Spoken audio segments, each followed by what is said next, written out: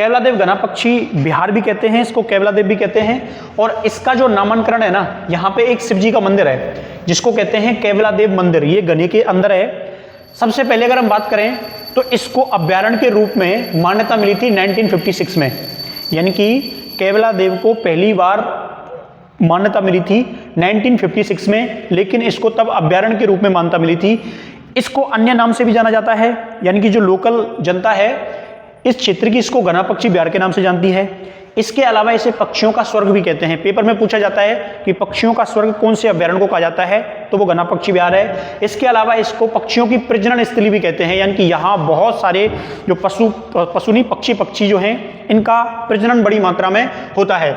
इसके अलावा अगर हम बात करें तो 27 अगस्त 1981 को इसको राष्ट्रीय उद्यान घोषित कर दिया गया था। ये तिथि आपको ज्ञात रखनी है कि 27 अगस्त 1981 को केवलादेव घना पक्षी विहार को राष्ट्रीय उद्यान का दर्जा मिल चुका था। इसके अलावा इसको विश्व प्राकृतिक धरोहर से मान्यता मिल चुकी थी 1985 में।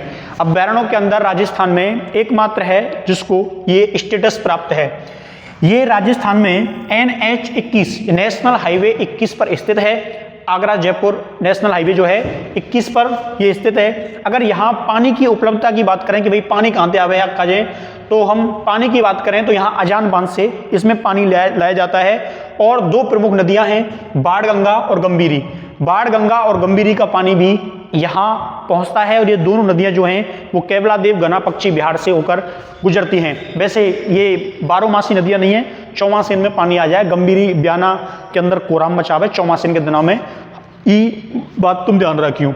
अगर आगे हम बात करें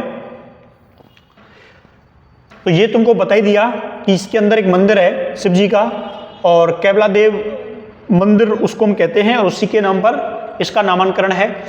अब हम आगे देखते हैं तो यहाँ वन्य जीव प्रयोगशाला जो है वो भी स्थित है, वन्य जीव प्रयोगशाला। इसके अलावा यहाँ पर सिलेटी कलर की टिटेरी पाई जाए। हमारे यहाँ भरतपुर धौलपुर में ये बड़ी मात्रा में क्या पाई जाए, टिटेरी जो हैं ये पाई जाएं। तो यह बात को भी याद रखना, सिलेटी कलर की टिटेरी जो हैं वे घना पक्षी विहार में पाई जाएं।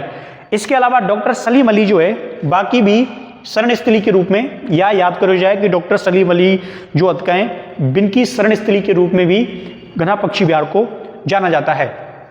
इसके अलावा अगर हम घना पक्षी विहार को और विस्तृत रूप से अध्ययन करें और विस्तृत रूप से हम जानें तो साइकिल सवारी के लिए भी ये प्रसिद्ध है। जब आप घना पक्षी विहार के अंदर जाओगे तो यहाँ आपको एंट्री गेट पर ही साइकिल सवारी जो है वो करने को मिलती है, यानी कि आपको कुछ पैसे देकर साइकिल मिल जाती हैं और फिर आप अपनी स्वेच्छा से इस पूरे घना पक्षी के अंदर घूम सकते हो। इसके अलावा हम बात करें तो ये 29 वर्ग किलोमीटर में फैला हुआ है, 29, ज़्यादा बड़ा नहीं है अन्य अभ्यारण्यों की तुलना में, लेकिन पक्षियों की दृष्टि से ठीक है और पक्षियों का एक रूप से आप ये मानिए कि ये स्वर्ग है। इसके अलावा इसको साइबेरियन सारस जो है उसके रूप में भी जाना जाता है, यानी कि जो साइबेरियन सारस हैं वो यहाँ आते हैं साइबेरिया रूस से और अक्टूबर से लेके और फरवरी के मध्य प्रवास करते हैं, सर्दियों में ठंड में रुकते हैं और उसके बाद वो वापस लौट जाते हैं। ठीक है। इसके अलावा वन्य जीव प्रयोगशाला है, सिलेटी टिटेरी जो है वो यहाँ पाई जाती है। कुछ पेड़ भी यहाँ पाए जाते हैं, जैसे कदम के वृक्षों की इसके अंदर बहुतायतता है।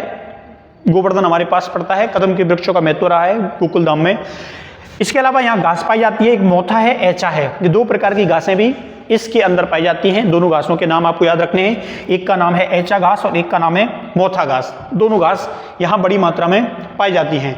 आपको एक बात और याद रखनी है, इसके अंदर लाल गर्दन के तोते जो हैं वो भी पाए जाते हैं। कौन सी गर्दन के? लाल गर्दन के तोते पाए जाते हैं।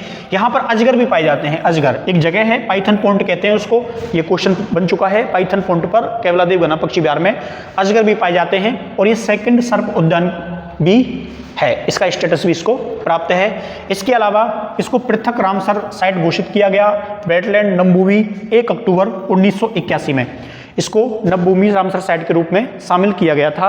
और मैंने ये बता ही दिया आपको, डॉक्टर सलीम अली की कार्यस्थली के रूप में भी केवलादेव को जाना जाता है। तो ई बात ही भैया केवलादेव के बारे में, याते बाहर आपको क्वेश्चन नहीं बनेगा, याते संबंधित ये जो 10-12 पॉइंट बताएं इन्हें तुम याद कर लियो, इन्हें तुम रट लियो, इन्हें चाहे घूर के पीछे यूँ, तुम्हारा प्रश्न पेपर में याते बाहर नहीं जाओ। तो उम्मीद है जो बात बताइए ये समझ में आ गई होंगी। और कोई आपको क्वेश्चन है केवला देव से संबंधित तो कमेंट बॉक्स में बता दियो। थैंक यू, धन्यवाद।